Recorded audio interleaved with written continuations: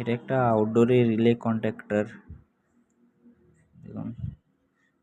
আচ্ছা, আউটডোরে relay contactor, তো এটাকে কিভাবে চালু করা যায় বা কানেকশান কী হয় এর,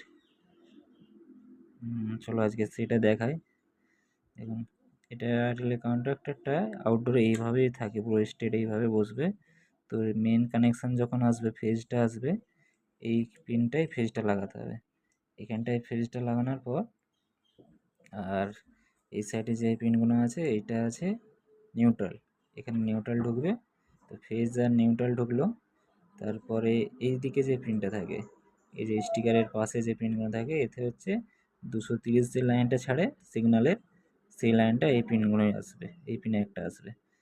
তো কানেকশান দেওয়ার পরেই এই ফেজ ঢুকলো, ফেজ আর এখানে নিউট্রাল যেই কানেকশান দেওয়া হয়ে যাবে, তখন এখানে একটা ম্যাগনেট থাকে, ওই ম্যাগনেটটা অ্যাক্টিভেট হওয়ার পরে এই পাতে আসার পরে লাইনটা, তখন আউটডোরে ক্যাপাসিটার হয়ে আউটডোর লাইন ছাড়ে। তো সেই কানেকশানটাই আমি আজকে দেখাচ্ছি আবার।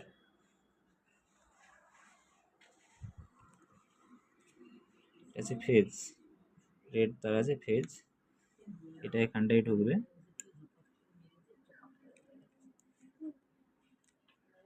ফেজ ঢুকে গেল। নিউট্রাল, নিউট্রালটা হচ্ছে এদিকে ঢুকে, যে মেন পাথটা আছে একটা পুরো অ্যাটাচ পাথ, এর পাশেই হচ্ছে নিউট্রালটা আসবে।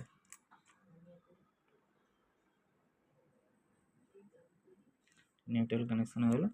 এরপর একটা সিপি 230-এর লাইন আছে, সেইটা হচ্ছে যে স্টিকারটা থাকে এইদিকে, স্টিকারের পাশে লাগবে। এটা হচ্ছে মানে নিউট্রাল ফেজ দিয়ে একটা জাস্ট কানেকশান দেখালাম। এরপরে আছে ফ্যানের নিউট্রালটা এখান থেকে বেরোবে, এখান থেকে ফেজটা যে অ্যাক্টিভেট হয়ে ফেজটা আসবে, সেইটা বেরিয়ে কম্প্রেসারে যাবে ক্যাপাসিটার ভায়া হয়ে।